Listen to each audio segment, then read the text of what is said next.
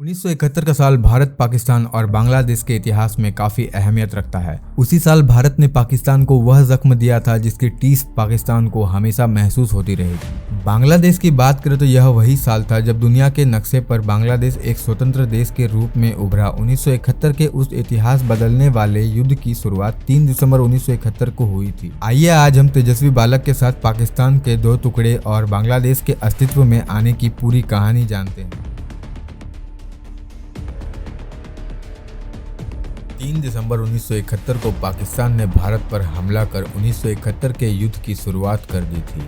दरअसल पाकिस्तान का मानना था कि भारतीय सेना बांग्लादेश की मांग कर रहे पूर्वी पाकिस्तान के लोगों की न केवल मदद कर रही है बल्कि उन्हें युद्ध के लिए सैन्य प्रशिक्षण भी दे रही है। इसी खुन्नस के चलते पाकिस्तान ने 3 दिसंबर 1971 को भारत पर हवाई हमला कर दिया। पाकिस्तान ने भारत पाक युद्ध 1971 को ऑपरेशन चंगेज खान नाम दिया था। साजिश के तहत 3 दिसंबर 1971 की शाम 5:30 बजे पाकिस्तान सरकार ने इस्लामाबाद पाक वायु सेना को हमले के आदेश जारी कर दिए। आदेश मिलते ही पाकिस्तान के लड़ाकू विमानों ने पहला हमला 5:45 पर अमृतसर के एयरबेस पर किया। इसके बाद शाम 5:50 पर पठानकोट, श्रीनगर, अवंतीपुर पर हवाई हमला किया गया। इस हमलों के ठीक 3 मिनट बाद 5:53 पर फरीदकोट पर पाकिस्तान लड़ाकू विमानों ने बम बरसाने शुरू कर दिए। इन हमलों से पाक सेना सिर्फ भारत के P-35 रडार को नष्ट करने में सफल हो पाई। 3 दिसंबर 1971 की शाम भारत की तत्कालीन प्रधानमंत्री इंदिरा गांधी कोलकाता में एक जनसभा को संबोधित कर रही थी। उनका संबोधन अभी जारी ही था, तभी कुछ अधिकारी तेजी से दौड़ते हुए इंदिरा गांधी के पास पहुंचे।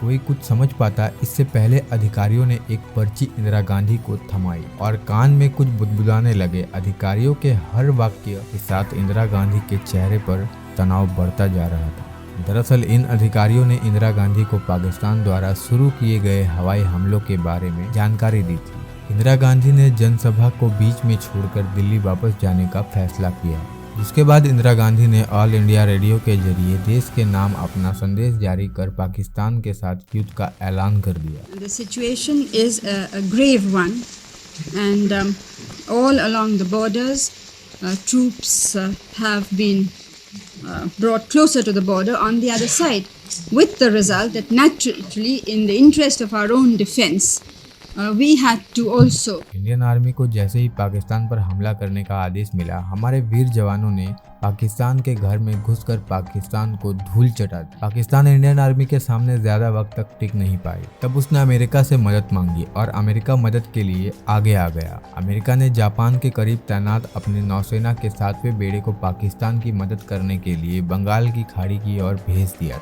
और साथ ही उसने अपने साथी देश जैसे तुर्की, Jordan, UK, Indonesia, France, England और चाइना तक को पाकिस्तान के समर्थन में खड़ा कर दिया था और भारत को चारों ओर से पूरी दुनिया ने मिलकर घेर लिया था। अमेरिकी नौसेना 7वें बेड़े के भारत की ओर बढ़ने की खबर के बाद भारत ने रूस तत्कालीन सोवियत संघ से मदद मांगी थी। युद्ध शुरू होने के कुछ महीने पहले ही भारत ने रूस के साथ सोवियत भारत शांति, मैत्री और सहयोग संधि की थी।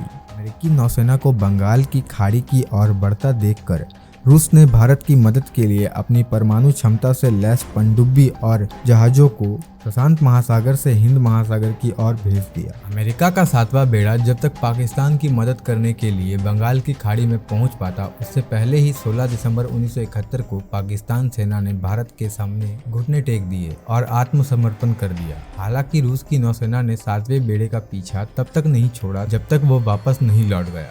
भारत और पाकिस्तान के बीच जारी युद्ध के दौरान अमेरिका सहित कई अन्य देश पाकिस्तान के समर्थन में खड़े थे। अमेरिका ने संयुक्त राष्ट्र सुरक्षा परिषद में युद्ध विराम का प्रस्ताव लाकर पाकिस्तान की मदद करने की कोशिश की। हालांकि रूस ने इस प्रस्ताव पर वीटो करके भारत की मदद की थी। इस कारण से भी रूस को भारत का सदाबहार दोस्त माना जाता है। 13 दिनों के बाद पाकिस्तान की पूरी सेना ने भारत के सामने घुटने टेक दिए। 16 दिसंबर 1971 Pakistan lieutenant general A.A.K. Niazi ने अपने 93,000 पाक सैनिकों के साथ भारतीय सेना के लेफ्टिनेंट जनरल जगजीत सिंह अरोड़ा के सामने संपन्न कर दिया और बांग्लादेश के जंग के साथ युद्ध का समापन हुआ।